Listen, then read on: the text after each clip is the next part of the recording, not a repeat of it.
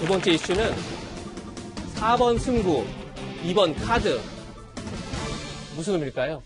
결국 안철수 국민의당 대표는 국민의당이 4번이죠, 기호가. 4번을 고집하고 있습니다. 결국은 당 밖에서 단일화 협상을 하자 이렇게 주장하고 있는 거고, 제1야당 국민의힘은 기호가 2번이죠. 어떻게 해도 국민의힘을 안으로 안철수 대표를 끌어들여서 단일화를 통해서 기호 2번을 유지해야 된다, 이런 입장인 것 같습니다. 이런 가운데 안철수 대표가 먼저 외연 확장에 나섰습니다. 김동길 연세대 명예교수를 만난 직후에 올린 글입니다. 거기서 보면 나무를 베는데 6시간이 주어진다면 나는 도끼를 가는데 4시간을 쓸 것이다. 이게 아마 미국 링컨 대통령의 말인가 본데요. 이 말을 인용한 다음에 이제 썩은 나무를 벨 시간이 다가왔다. 그러면서 썩은 나무를 베고 희망의 나무를 심기에 좋은 날이 머지않을 것입니다. 이런 글을 올렸습니다.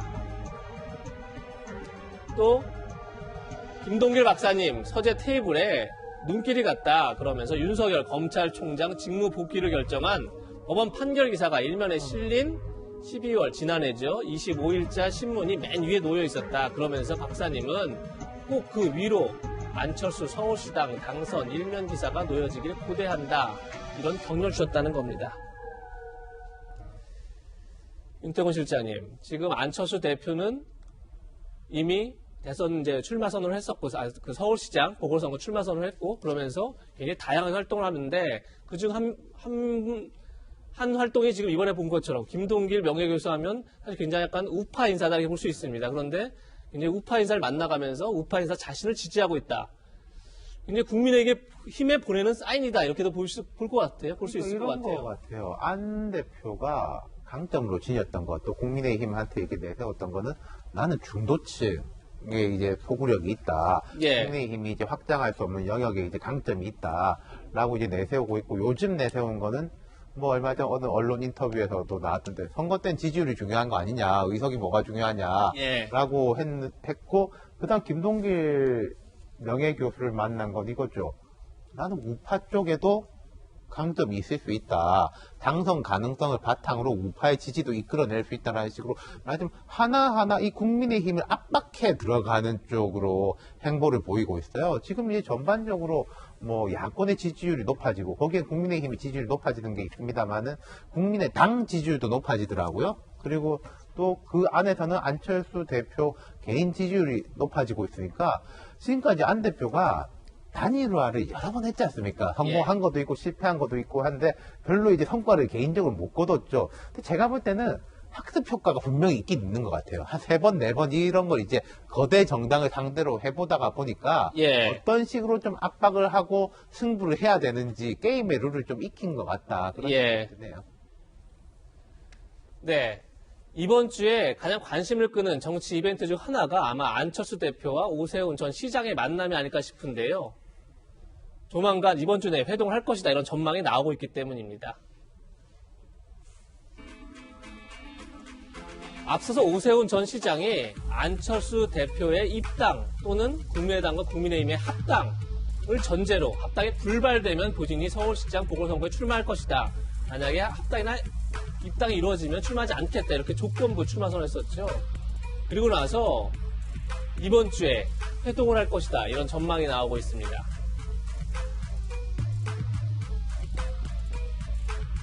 안 대표 측은 오 시장이 제시한 대로 17일까지 입당해서 경선에 참여하겠다고 할 가능성은 별로 없다.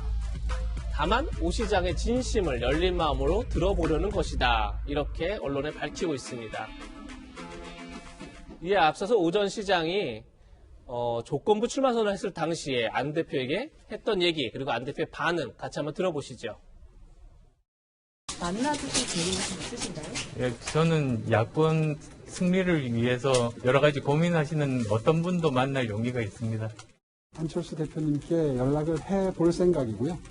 네, 만나주신다면 저는 뭐 정말 즐거운 마음으로, 기쁜 마음으로 만나 뵙고 간곡하게 아까 말씀드린 내용을 전달하려고 합니다.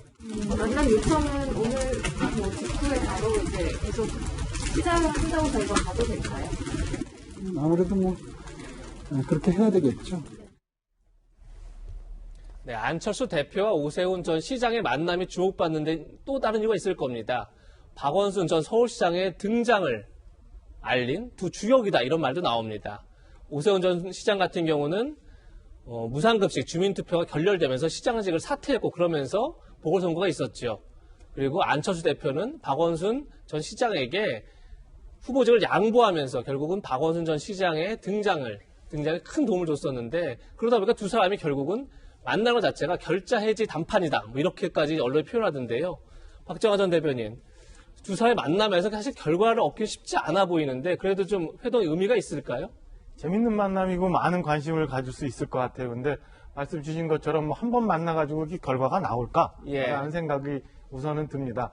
안철수 대표가 지난 연말에 대권 주자에서 갑작스럽게 이제 서울시장 출마를 하면서 지금 여러 가지 변화들이 많이 있는데요. 여기에 오세훈 전 시장이 지난주에 조건부 출마, 그러니까 안철수 대표가 국민의힘에 입당을 하거나 혹은 합당을 하게 되면 나는 불출마한다. 그렇지 않으면 난 출마한다라는 애매모호한 그 선언을 하면서 저는 3월 그러니까 야권의 후보가 선정이 되는 3월 중순 정도께까지 굉장히 많은 야권에서의 모색과 변화들이 있을 건데 거기에 첫 시발점이라고 할 수 있을까요? 뭐 그런 일들이 좀 생기고 있는 것 같아요.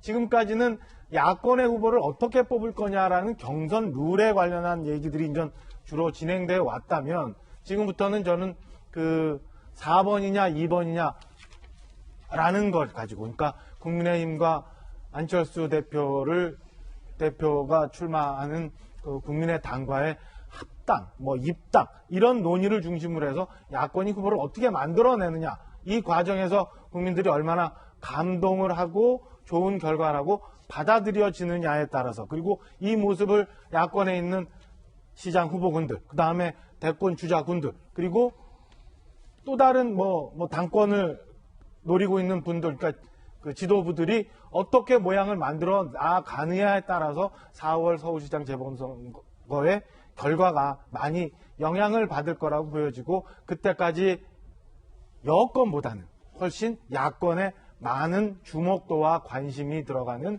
야권의 시간이 이제 시작이 되어가고 있다라고 해석을 하고 싶습니다. 네. 안 대표 오 전 시장의 회동을 앞두고 국민의힘 쪽에서는 당대당 통합을 압박하는 목소리가 나오고 있습니다. 한번 들어보시죠. 안철수 국민의당 대표의 지금 입장은 범야권 단일 후보가 돼서 기호 4번으로 출마하겠다라는 것이라면 다른 지지자들로부터 좀 고개를 갸우뚱하게 하지 않을까. 좀 더 폭넓은 숙고와 안철수 대표의 용단을 저는 기대하는 그런 입장입니다. 네, 결국 정진석 국민의힘 공천관리위원장은 국민의힘과 국민의당이 통합 전당대를 열어서 새 둥지를 트는 방식으로 통합론이 완성돼야 한다. 이런 이제 입장을 밝힌 겁니다. 근데 안철수 대표는 지금 진영도 안 갖춰진 상태에서 무슨 당에 들어오라고 하는 것이냐, 앞뒤가 안 맞는다, 최선의 방법인지 모르겠다, 지금 이렇게 반대를 하고 있는 입장인데, 손정희 변호사님, 지금 굉장히 어쨌든 단일화 논의가 시동을 걸린 상태인데 과연 이것이 제 길을 찾아갈지는 굉장히 의문인 상황이에요. 변호사님께서 어떻게 앞으로 좀 전망하십니까? 지금 시점에서 구태여 굳이 안철수 대표가 입당이든 합당이든 할 이유가 없습니다. 시간을 끌면 끌수록 선거의 목전에 가서 3월경에 가서 극적인 효과로 컨벤션 효과를 누리기 위해서라도 현재는 중도 제3지대에서 본인의 어떤 지지층을 흡수하고 야권의 긴장과 견제를 불러일으키는 것이 훨씬 더 입지를 올리는 데 도움이 되거든요. 지금 현재 어떠한 사실 아까 오세훈 전 시장도 만났지만 그냥 여론을 수렴하는 과정이지 단일화 카드에 어떤 권한을 가진 자를 실질적으로 만나고 있는 상황은 아니거든요. 더군다나 지금 제1야당도 이 단일화를 어떻게 해야 되는지에 대한 룰에 대한 공식적인 어떤 합의도 없는 상황에서 굉장히 애매모호한 상태로 들어갔다가는 안철수 대표만 피해를 입을 가능성도 배제하기는 어려워서 이제 그 룰을 만들어가는 작업이 초기 단계이고 만나야 실질적인 대화가 아니라 그냥 소통하는 정도의 의미를 가지지 않을까 하고요. 실질적인 단일화, 뭐 예를 들면 당 안에서 단일화를 할지 당 밖에서 단일화를 할지조차 정해지지 않은 상황에서 2월, 3월이 넘어가야 그나마 본격적인 룰이 만들어지고 그에 대해서 동의할지 여부가 결정되지 않을까 합니다. 네. 지금 야권의 단일화 논의가 시동 걸렸지만 사실 당장 결론을 내기 쉽지 않은 상황이죠. 그런 상황에서 범야권에서는 당대당 통합이나 입당을 강요하는 것에 대해서 부정적인 여론도 나오고 있습니다. 무소속이죠. 윤상현 의원은 국민이 생각하는 서울시장 야권 주자는 안철수 대표다. 현실을 겸허히 인정해야 한다. 기득권을 고집하지 않는 유연한 자세가 필요하다. 그것이 정권 교체를 갈망하는 유권자에 대한 예의다. 이렇게 강조했습니다. 김무성 전 의원도 입당, 합당 공방으로 밀당하는 모습에 국민들께서 짜증을 내지 않을까 걱정이 된다. 모처 형성된 야권 통합 분위기가 기득권 주장 때문에 어려워질까 걱정이다. 이렇게 비판했습니다. 윤태권 실장님, 지금 뭐 여러 가지 논의 중에 있는데 그중에 입당, 합당도 있고 지금 윤상현 의원이나 김무성 전 의원 같은 경우는 입당, 합당 이렇게 강요하지 말아라. 어차피 자연스럽게 야권주와 통합이 될 텐데 그때까지 너무 안철수 대표를 압박하는 게 보기 좋지 않다. 뭐 이렇게 또 주장하는 것도 같아요. 두 가지가 있는 것 같아요. 처음에 김종인 비대위원장하고 국민의힘 뭐 지도부 이런 쪽에서는 입당 말고는 없다. 뭐 하기 싫으면 말아라. 라는 식이었지 않습니까? 최소 합당인 것 같아요. 근데 국민의 입장에서 볼 때 제일 안철수 대표를 끌어들일 수 있는 제일 최소한이 합당이지 이제는 뭐 개별 입당은 아닐 정도로 힘의 이제 균형이 이루어졌다. 그리고 또 묘한 것이 손정희 변호사님도 이제 지적하셨지만 안 대표 입장에서는 뭐 급할 거 없다. 나도 좀 끝까지 가자. 계속 이 분위기 즐기겠다라고 묘한 게 김종인 비대위원장도 그런 분위기란 말이에요.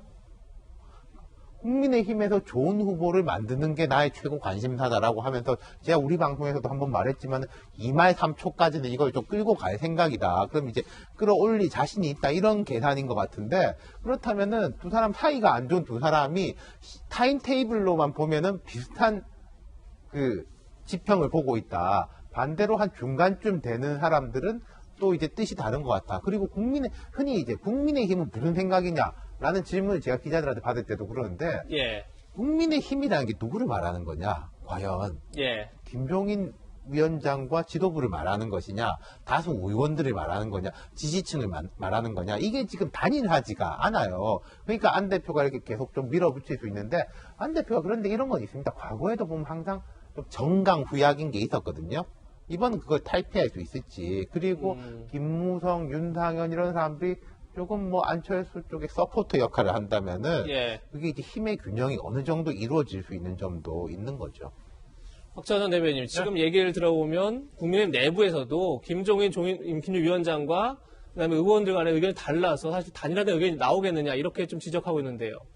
이제 시기가 지나면서 한번 봐야 되는 것 같아요. 지금 말씀 주신 것처럼 김종인 위원장, 그 다음에 지금 공천관리위원장인 정진석 의원, 그리고 원내를 책임지고 있는 주호영 원내대표, 그리고 각 개별 의원들이 다 생각들이 조금씩 다 달라요. 이게 지금 그 안철수 대표가 향후 어떤 선택을 해 나갈지, 그리고 국민의힘에 있는 서울시장 후보군들이 국민적인 지지를 어느 정도 받아들여 갈지, 이 헤게모니 싸움에서 어느 쪽으로 추가 기울어지느냐가 이 사람들의 그 선택, 그리고 야당 전체의 모습이 어떻게 변해가느냐를 결정할 거라고 저는 보여집니다.